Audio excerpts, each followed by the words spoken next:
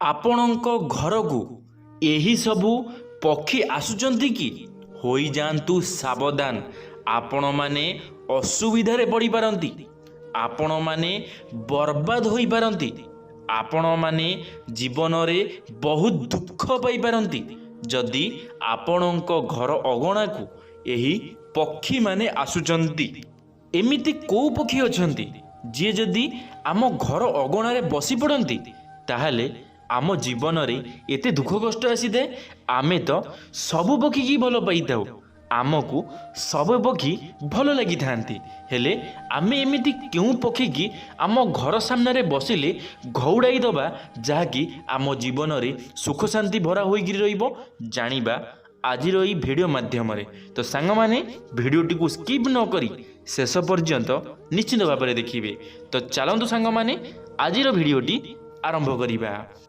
ନମସ୍କାର ସାଙ୍ଗମାନେ, ସୂଚନା ଅନୁସାରେ ଆମେ ଅନେକ ପ୍ରକାର ରଙ୍ଗ ବେରଙ୍ଗ ଭିନ୍ନ ଭିନ୍ନ ପକ୍ଷୀମାନଙ୍କୁ ଦେଖିବାକୁ ପାଇଥାଉ। ଅନେକ ପକ୍ଷୀଙ୍କର ସ୍ୱର ଓ ତାଙ୍କ ଦେହର ରଙ୍ଗ ଆମମାନଙ୍କ ମନକୁ ମନ୍ତ୍ରମୁଗ୍ଧ କରିଦେଇଥାଏ। ତେବେ ଅନେକ ପକ୍ଷୀ ଅଛନ୍ତି ଯେଉଁମାନଙ୍କୁ ଶୁଭ ବିବେଚନା କରାଯାଇଥାଏ। ଅପରପକ୍ଷରେ ଏପରି ମଧ୍ୟ ଅନେକ ପକ୍ଷୀ ଅଛନ୍ତି କି ଯେଉଁମାନେ ଘରକୁ ଆସିବାର ଗତିବିଧିକୁ ଅନୁମାନ କରି ଯଦି ରଖିବା ତେବେ ତାହା ଘର ପାଇଁ ଅଶୁଭ ବୋଲି ମାନ୍ୟତା ରହିଅଛି। ତେବେ ଘର ପାଖକୁ କୌଣସି ନା କୌଣସି ଚଢ଼େଇ ଆସିବା କିଛି ସଂକେତ ନେଇକରି ଆସିଥାଏ, ତାହା ଶୁଭ କିମ୍ବା ଅଶୁଭ ମଧ୍ୟ ହୋଇଥାଏ। ସକାଳୁ ସକାଳୁ ଯଦି ଘରେ ପାରା ଦେଖୁଥାନ୍ତି ତେବେ ତାହା ଆପଣଙ୍କ ପ୍ରେମ ସମ୍ବନ୍ଧ କିଛି କଥା ନେଇ କରି ଆପଣଙ୍କ ଜୀବନକୁ ଆସିଥାଏ। ହେଲେ ଯଦି ସନ୍ଧ୍ୟା ସମୟରେ ପାରା ଦେଖିଥାନ୍ତି ତେବେ ଘରେ ଚୋରି ହେବାର ସୂଚନା ଦେଇଥାଏ। ସାଙ୍ଗମାନେ ଯଦି ଆପଣମାନେ ସକାଳ ସମୟରେ ପାରା ଦେଖୁଛନ୍ତି ତାହେଲେ ଆପଣମାନଙ୍କ ପାଇଁ ବହୁତ ଶୁଭ ହୋଇଥାଏ, ଆପଣଙ୍କ ପ୍ରେମ ସମ୍ପର୍କର କିଛି ବାର୍ତ୍ତା ଆଣିକିରି ଆସିଥାଏ। ଧଳା ପେଚା ଦୀପାବଳି ସମୟରେ ଯଦି ଘରକୁ ଆସିଥାଏ ତେବେ ତାହା ଅତ୍ୟନ୍ତ ହିଁ ଶୁଭ କୁହାଯାଇଥାଏ। ହେଲେ ଅନ୍ୟ ଦିନମାନଙ୍କରେ ଘର ଉପରେ କୌଣସି ପ୍ରକାର ପେଚା ଆସି ବସିବାକୁ ଅଶୁଭ କୁହାଯାଇଥାଏ। ସାଙ୍ଗମାନେ ଆପଣମାନେ ଯଦି ଦୀପାବଳି ସମୟରେ ଧଳା ପେଚା ଦେଖୁଛନ୍ତି ତାହେଲେ ଆପଣଙ୍କ ଜୀବନରେ କୌଣସି ଗୋଟିଏ ଖୁସିର ଦିନ ଆସିବା ପାଇଁ ଯାଉଛି। ଯଦି ଆପଣମାନେ ଅଲଗା ସମୟରେ ଘର ଉପରେ ପେଚା ଉଡ଼ିବାର ଦେଖୁଛନ୍ତି ତାହେଲେ ଆପଣଙ୍କ ପାଇଁ ଅଶୁଭ ହୋଇଥାଏ। ଆପଣମାନେ ଜାଣିଥିବେ ଆପଣମାନେ ରାତି ସମୟରେ ପେଚାକୁ ଦେଖିଲେ ଡରି ଯାଇଥାନ୍ତି, ଆପଣମାନଙ୍କୁ ଭୟ ଆସିଥାଏ। ତ ସେଥିପାଇଁ ପେଚା ଆମକୁ ବହୁତ ପ୍ରକାରର ରହସ୍ୟ ଆମ ପାଖରେ ପହଞ୍ଚେଇଥାଏ ଯାହାକି ଆମକୁ ବୁଝି ନେବା ଉଚିତ ହୋଇଥାଏ। ଶାଗୁଣା ପକ୍ଷୀକୁ ଅଶୁଭ ପକ୍ଷୀମାନଙ୍କ ମଧ୍ୟରେ ଗଣତି କରାଯାଇଥାଏ, କାରଣ ଶାଗୁଣା ଯେଉଁ ଘରେ ମଧ୍ୟ ବସିଥାଏ ସେହି ଘରର ଉନ୍ନତିରେ ବାଧା ଆସିଥାଏ। ଯଦି କୌଣସି ବ୍ୟକ୍ତିର ମୁଣ୍ଡ ଉପରେ ଆସି କାଉ ବସି ଯାଇଥାଏ ତେବେ ସେହି ବ୍ୟକ୍ତିର ମାନ ସମ୍ମାନ ଉପରେ ଆଞ୍ଚ ଆସିଯାଇଥାଏ। ସାଙ୍ଗମାନେ ଯଦି ଆପଣମାନେ ଶାଗୁଣା ପକ୍ଷୀକୁ ଦେଖୁଛନ୍ତି ତାହେଲେ ମଧ୍ୟ ଅଶୁଭ ହୋଇଥାଏ। ଶାଗୁଣା ପକ୍ଷୀ ଯଦି ଆପଣଙ୍କ ଘର ଉପରେ ଉଡ଼ୁଥିବାର ଦେଖୁଛନ୍ତି ତାହେଲେ ସେ ବହୁତ ବଡ଼ ଅଶୁଭ ସଂକେତ ଆପଣମାନଙ୍କୁ ଦେଇଥାଏ। ଦ୍ୱିତୀୟରେ କ'ଣ ନା, ଯଦି ଆପଣମାନଙ୍କ ମୁଣ୍ଡ ଉପରେ କାଉ ଘୁରୁଛନ୍ତି, କାଉ ଆପଣଙ୍କ ମୁଣ୍ଡ ଉପରେ ବୁଲୁଛନ୍ତି ଆଉ ଆପଣଙ୍କ ମୁଣ୍ଡ ଉପରେ ବେଳେବେଳେ କାଉ ବସି ମଧ୍ୟ ଯାଇଥାନ୍ତି, ଯଦି ଏହିଭଳି ଆପଣଙ୍କ ସହିତ ହେଉଛି ତାହେଲେ ଆପଣମାନେ ଜାଣି ରଖନ୍ତୁ ଆପଣଙ୍କ ସହିତ ବହୁତ ବଡ଼ କିଛି ହେବାକୁ ଯାଉଛି। ଯଦି ହଠାତ୍ ଅନେକ ଗୁଡ଼ିଏ କାଉ ମିଳିତ ହୋଇ କୌଣସି ଘର ଉପରେ ବସି ରାବ ଦେଉଥାନ୍ତି ତେବେ ସେହି ଘରର ମୁରବୀ ଉପରେ ଆଗାମୀ କିଛି ସମୟରେ ସଙ୍କଟ ପଡ଼ିବା ପାଇଁ ଯାଉଛି ବୋଲି ସୂଚନା ମିଳିଥାଏ। ସାଙ୍ଗମାନେ ଯଦି ଆପଣଙ୍କ ଘର ଉପରେ ମିଳିତ କାଉ ମାନେ ଏକରୁ ଅଧିକ କାଉ ଯଦି ଆପଣଙ୍କ ଘର ଉପରେ ବସୁଛନ୍ତି ଆଉ ବୋବଉଛନ୍ତି, ରା ଦେଉଛନ୍ତି, ତାହେଲେ ଆପଣମାନେ ଜାଣି ରଖନ୍ତୁ ଆପଣଙ୍କ ଘରର ଗୁରୁଜନ ଯିଏ ଆପଣଙ୍କ ଘରର ମୁରବୀ ତାଙ୍କ ଉପରେ ବହୁତ ବଡ଼ କୌଣସି ଅସୁବିଧା ଆସିବାକୁ ଯାଉଛି। ଯଦି ଅଧିକ ଜୋର ଆପଣମାନେ ଦେଖିଥିବେ ଅଧିକାଂଶ ସମୟରେ କାଉମାନେ ଆପଣଙ୍କ ଘର ଉପରେ ବସି ରାବ ଦେଇଥାନ୍ତି ଆଉ ଆପଣମାନେ ଆଶ୍ଚର୍ଯ୍ୟ ହୋଇଯାଇଥାନ୍ତି।